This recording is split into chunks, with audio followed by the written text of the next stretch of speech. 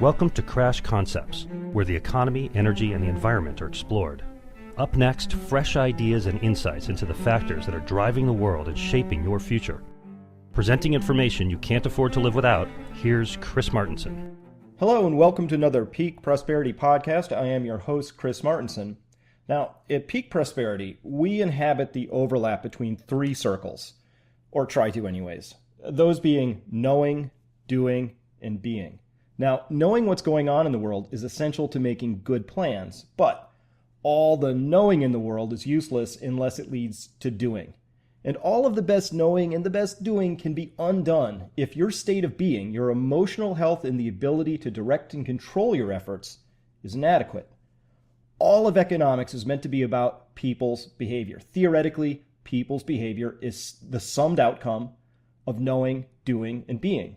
Now, traditional economics imagines a world populated by calculating, unemotional, rational optimizers. Now, clearly these are not good assumptions, at least not if you're assuming anything about me, but nonetheless, they undergird the entire framework of traditional economics. Further, the standard economic framework ignores or rules out, or conveniently ignores virtually all of the behavior studied by cognitive and social psychologists. Now, this framework is defended by some who claim that the model is right, or at least right enough, while others simply argue that the standard model was easier to formalize, therefore more relevant from a practical standpoint. Now, behavioral economics blossomed from the realization that at its very foundation, traditional economics is virtually untethered from the very things it purports to understand and be able to direct: human behavior. Back with us again to discuss behavioral economics, the upside of irrationality, and possibly dispense some relationship advice is Dan Ariely. He teaches at Duke University. He's the founder of the Center for Advanced Hindsight and also the co-founder of BE Works. He is the author of Predictably Irrational, a fantastic book you should read, The Upside of Irrationality, both of which became New York Times bestsellers, as well as The Honest Truth About Dishonesty, and a new book I'm hoping he'll tell us about. Welcome, Dan. It's great to have you back. Oh, great to be back. Well, since it's been a while, can you begin by telling us how it is you came to be in the field of behavioral economics? Yes.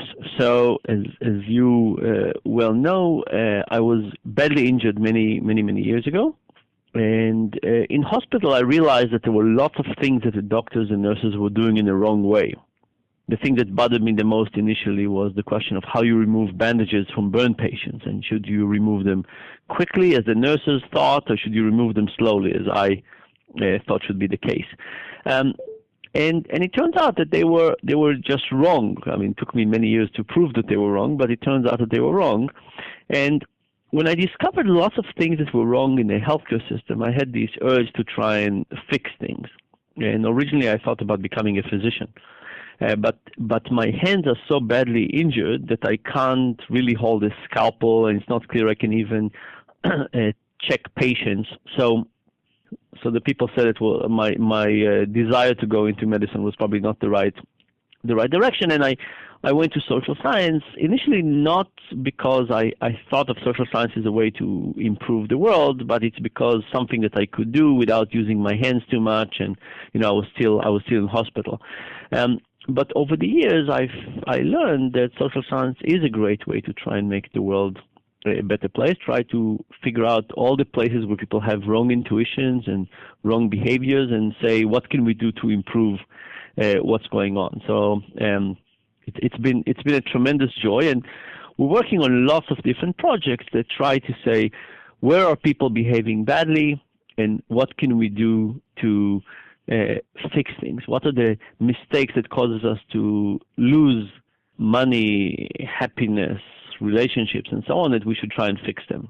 Well, fantastic. So, we've had a virtual parade of financial and economic experts on this program, and in a excellent display of our selection bias. They have all been highly critical of the Fed's actions.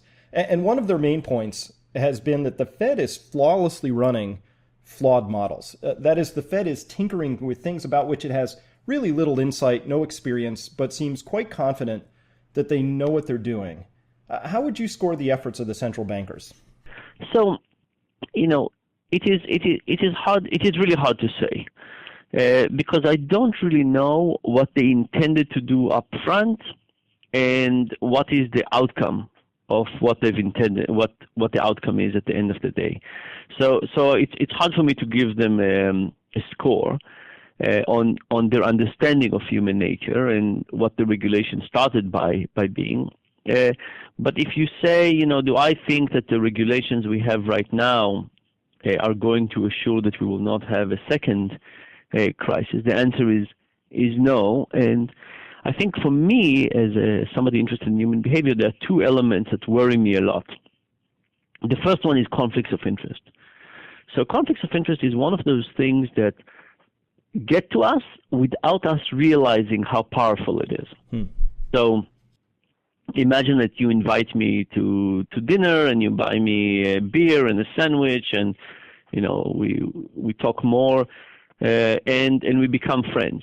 To what degree am I going to be able to see the world in an objective way without taking your perspective into account? Turns out conflicts of interest are wonderful because they allow us to create friendship really quite quickly, right? You can buy somebody a beer and a sandwich and they become your friend to some degree. Once you marry this with a complex system like the financial system, all of a sudden some not so good things can happen. So I think we really haven't done much to conflicts of interest. And there's lots of places in conflicts of interest. There's lots of places where people get paid in all kinds of ways that have conflicts of interest. There are places where companies have division within them that create tremendous conflicts of interest. And what happens is that you look at yourself and you say, do I have conflicts of interest? And you say, no, of course not. I'm evaluating everything objectively. Therefore, we don't need to regulate against that. But I think we do, and actually to a much higher degree. The second thing that bothers me that we haven't done anything is to think about trust. Mm-hmm.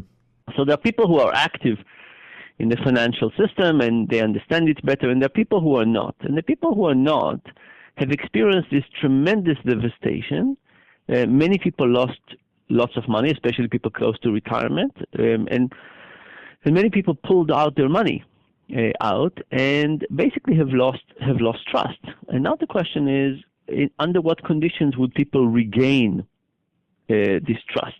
Because this might not be that important for the financial system if some people don't save for retirement, but if you think about the financial system as a way for people to accumulate wealth and be able to retire securely and so on, I think we've lost some of the capacity of that system to be like this because people are just not trusting anything. So imagine that we would have another beginning of a catastrophe happening, not something as big as we had, but something small.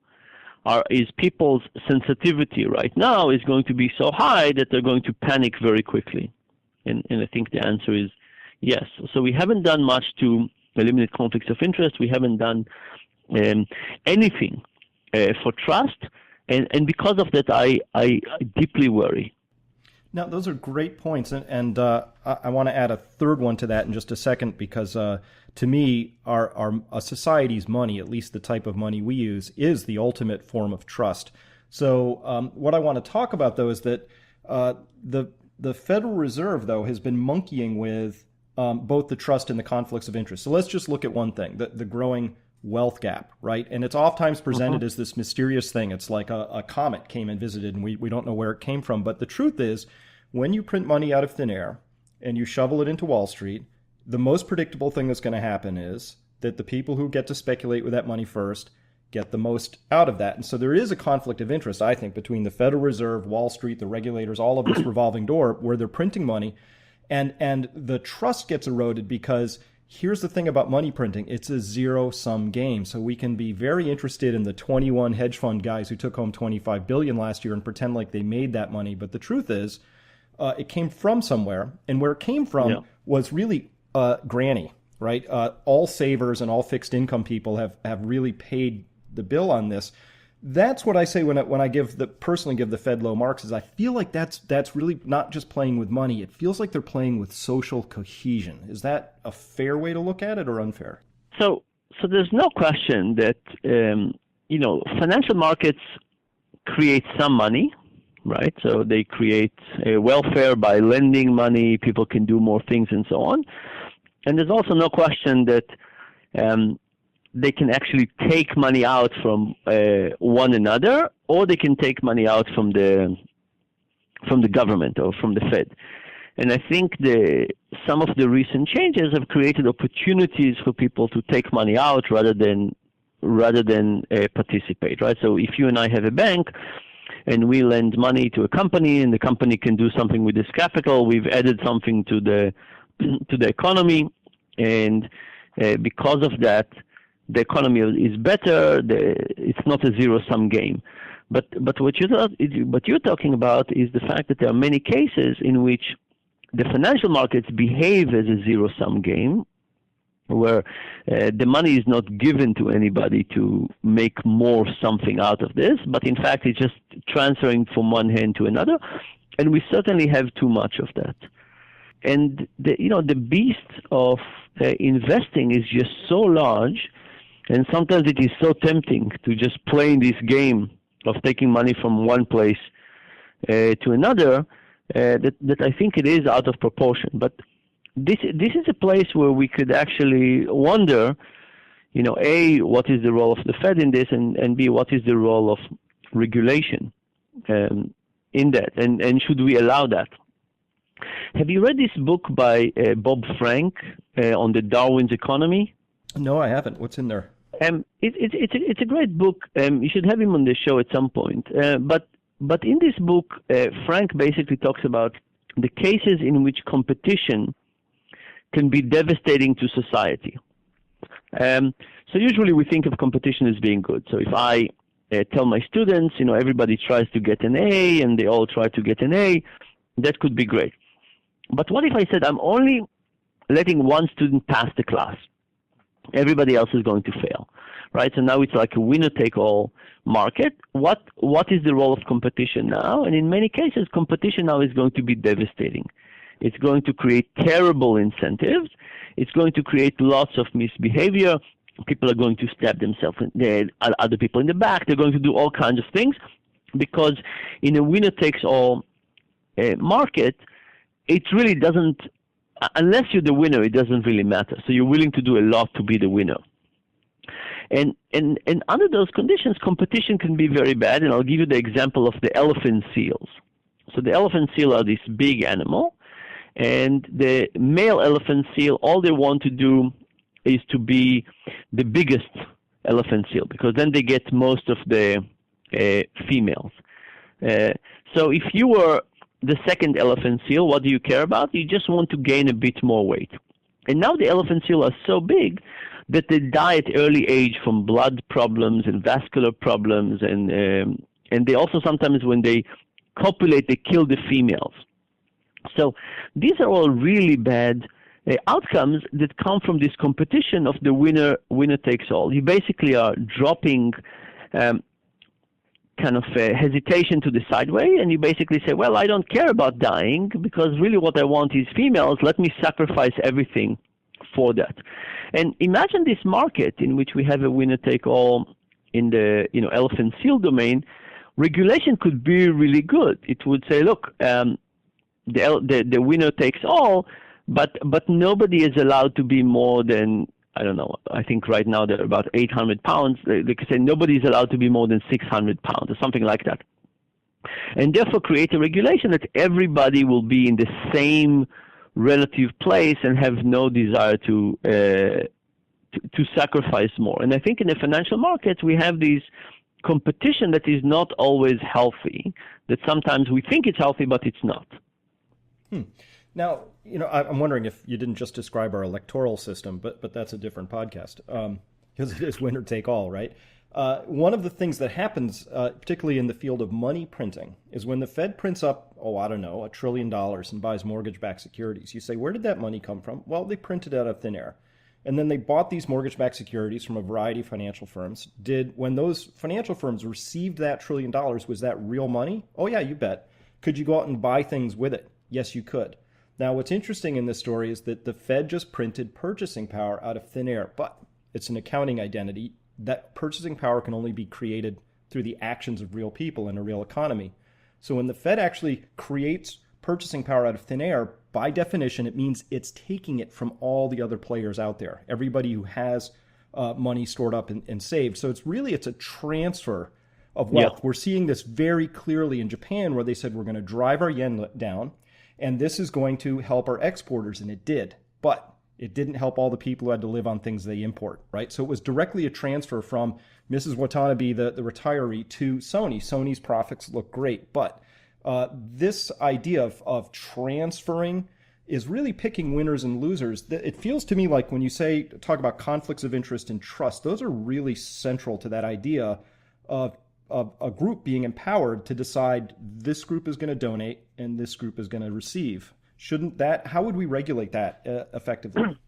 Yeah, I don't know that there's a way to regulate it, right? So regulation needs to be a case where you have a theory about what should drive society. And you're absolutely right that every time you print money, you're basically taking away value from the people who are holding cash, and you give it to people who hold stocks, for example. So it does multiple things, but one of the things it does is to do these transfers. And I don't think you can regulate that. I think it needs to be something that before people decide to print money, they would think about the cost and they will think about the benefits and figure out what to do.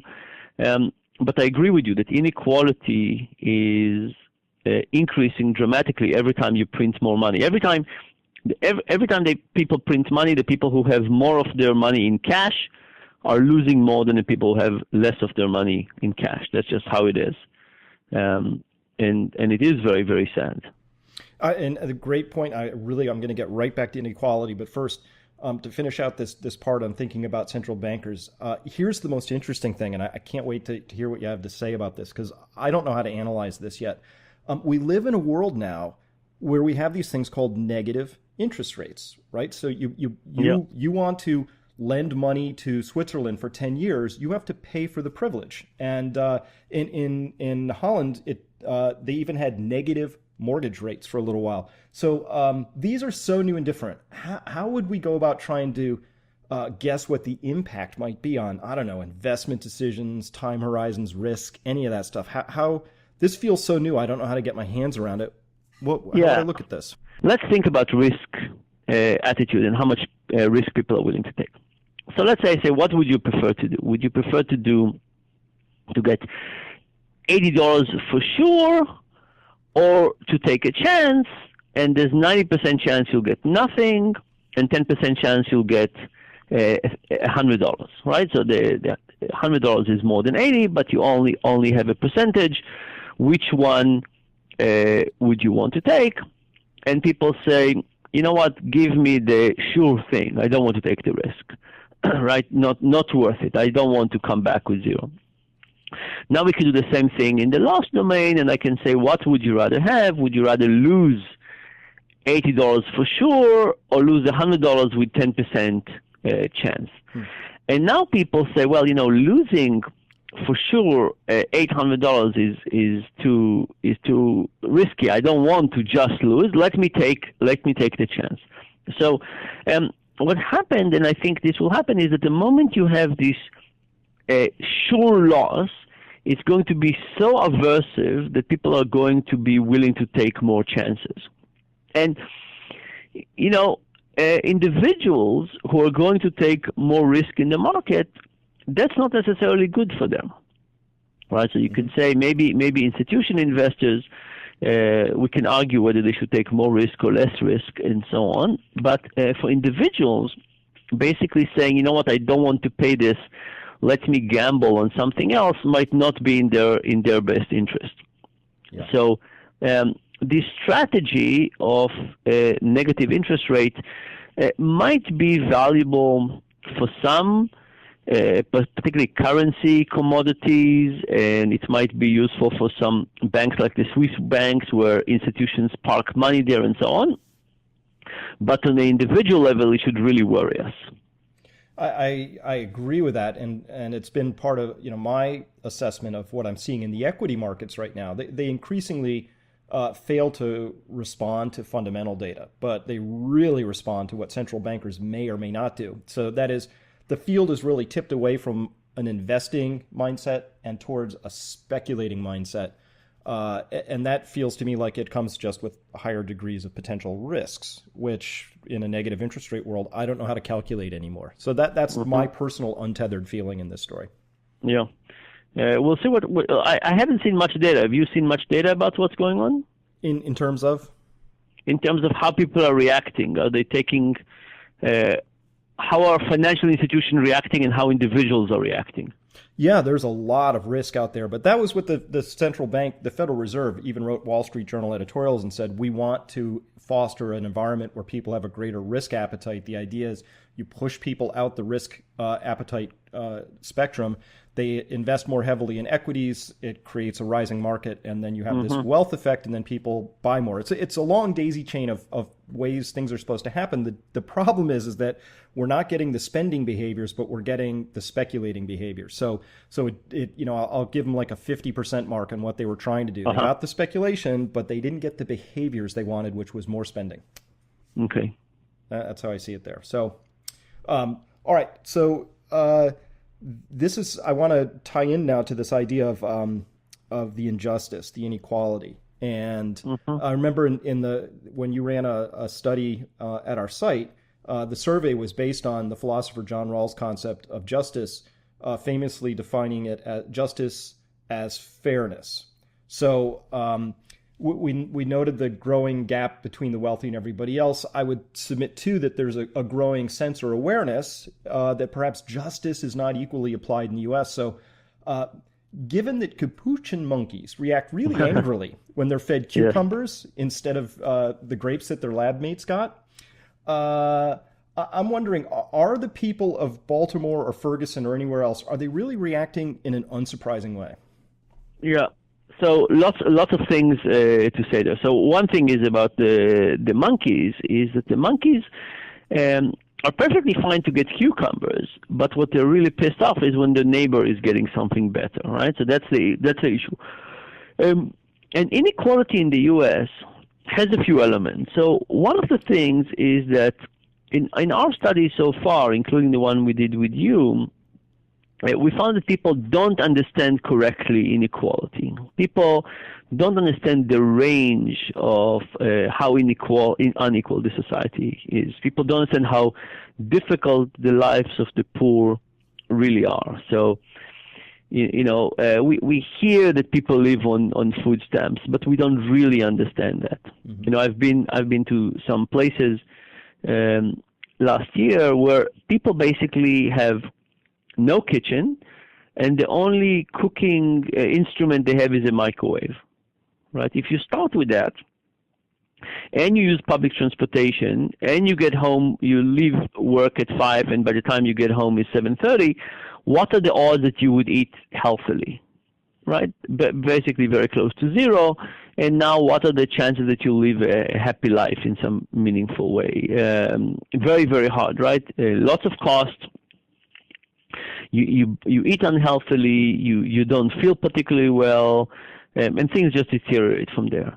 I was in Chicago in some places where the amount of cockroaches and rats is just incredible. And one of the things that happen when you live in those conditions is that asthma develops very, very quickly. So you have kids that live in a very bad situation and then develop terrible diseases, and they need to take medications.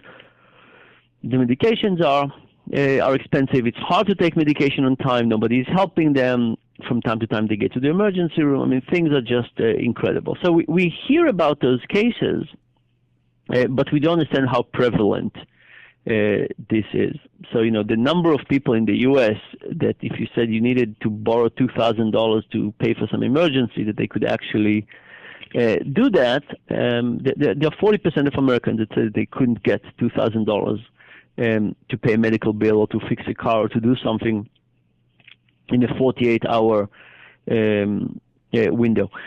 And when you realize this is the situation, you realize that the potential for civil unrest is incredible, right? And just imagine yourself that you grew up in that environment, and you realize that it's basically impossible to get out of this, right? That you're basically working all the time at minimum wage. The schools where you live that you can actually go to are terrible. The grocery stores have nothing but unhealthy food. How are you going to get out of this? It's very difficult. It's very, very difficult. Yeah. So I think that we are.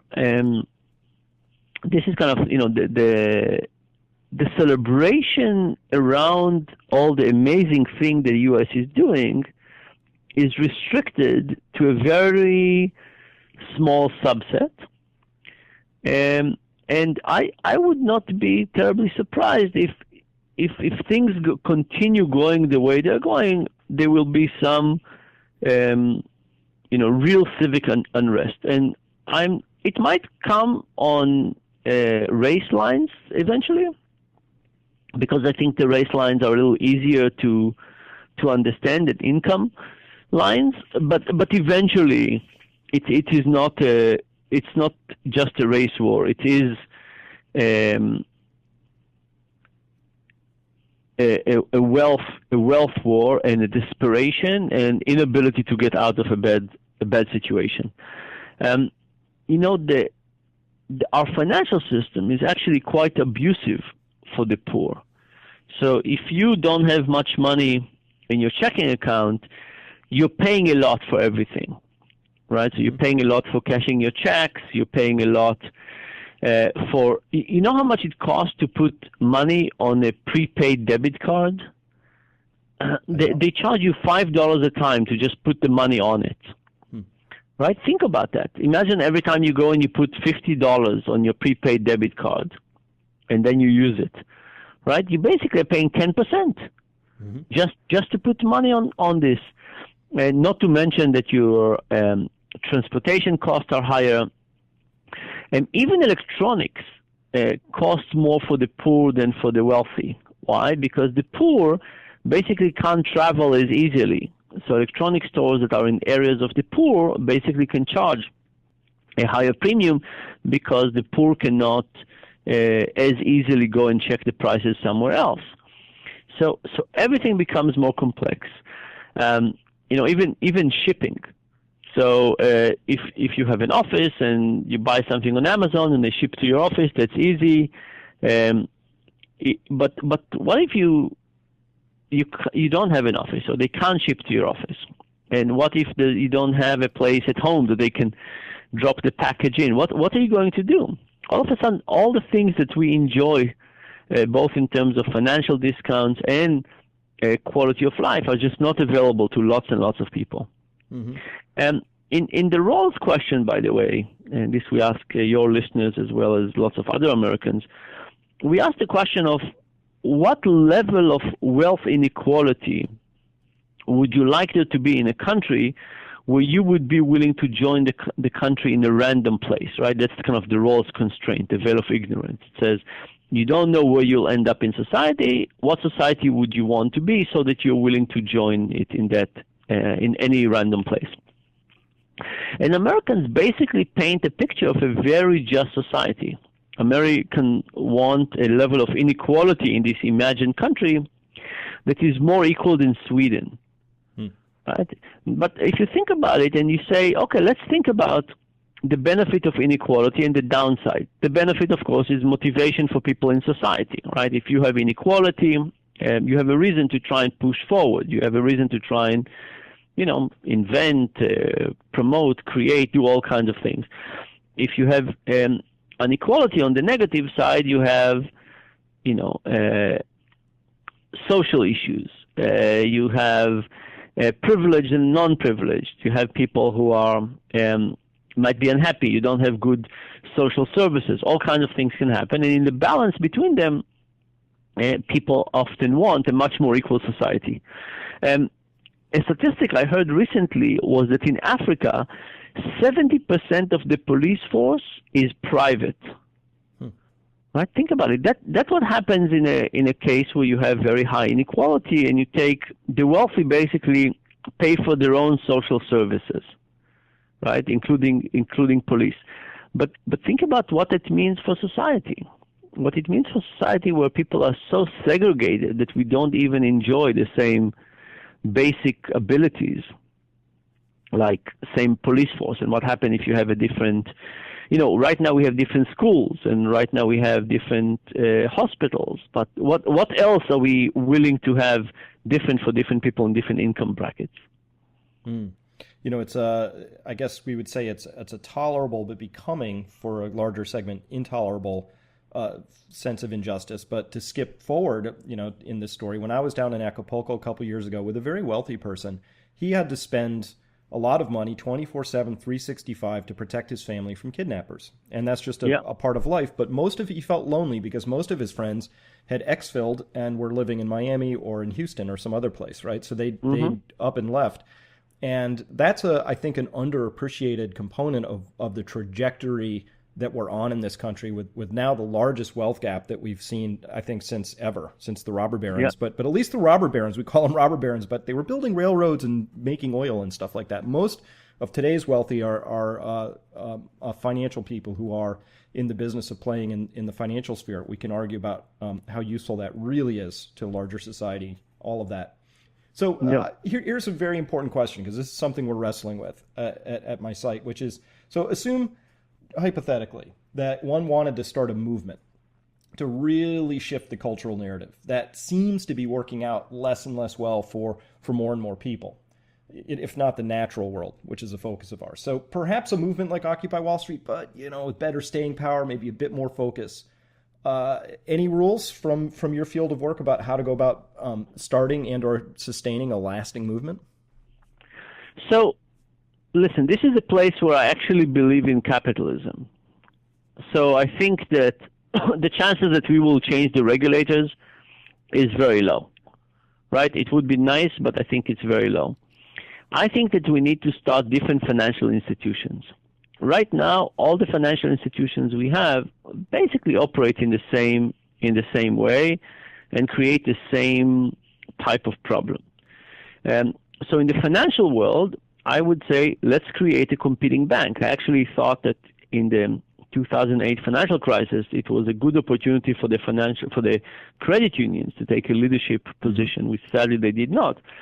But I think it's time to create new institutions for banking as a starting point. And I think banking are probably the easier institutions to create. I think then we need to move to education, because the two things that create the most inequality are banking and education. Education is much, much tougher to do because, you need to be geographically located, you need to be in many places. With money, especially being digital and transformable, we can do lots of things with banking in great ease. So I would start by trying to figure out what kind of revolution we can start with banking, and doing it by creating a bank rather than by waiting for the regulators to do something. And from there, I think that the other banks will have to follow. So something will have to change in that regard. Well, the good news is I'm hearing more and more about exactly that happening. People who are rethinking the whole process of banking, and certainly the state of North Dakota rethought it a while ago. It's worked out great for them, and so that would be a way to start. What I'm interested in too is this idea of we live into the stories that our culture gives to us that we were born into in many ways. So the stories drive our behaviors. If we have a cultural narrative that basically says, let me put it this way, I believe that the current cultural narrative of the United States has a very high degree of risk associated with it, geopolitically, with respect to the ecology. We don't have an energy plan beyond we're just going to keep drilling and it'll all work out. There are a lot of things where what I would want is for the nation to sit up and go, oh, let's have an adult-sized conversation about some very important things. My prediction is we won't have that conversation in the next presidential election cycle unless Bernie Sanders gets further or somebody else is willing to open that up. But It feels to me like status quo is saying, let's just keep doing status quo. More and more people are saying it's not working for me. I'm not happy. I want to belong to something I can believe in. How would you go about shifting a narrative like that? Yeah, and I think that one of the narratives that is so damaging right now is this idea of the invisible hand, right? That somehow competition is going to get the best out of people, and eventually the outcome is going to be great. So that's one thing. The second thing is that the U.S. is very big. So I grew up in Israel, and being part of a small country has some advantages because I think affinity between people, it comes more natural. Mm-hmm. So, in the U.S., when was the last time you really saw people hitchhiking or really picked people up who are hitchhiking? It just doesn't happen that much. We don't think of people as being in the same country. Yes, we are in the same country. Yes, we all vote, but there's not a sense of cohesion. And how do you create that? That's what I don't know what the right answer. I think that in Israel, for example, the military service I think really helps a lot. Right, the fact that every boy has to serve for 3 years and every woman has to serve for 2 years creates this real melting pot in which you meet everybody from the country and you realize that you're working together and you have to work together. How do we get that feeling in the U.S.? For example, it is rather shocking to see who are the people in the U.S. who joined the military, right? Clearly, the military is a very important part of the U.S., but the people who join are one of two. It's either people who grew up to very patriotic families who, go to West Point on the Virginia Military Academy and so on, or people who can't make ends meet and they use the army as a way to basically get a small salary and they look at it as a job just because they don't have another job.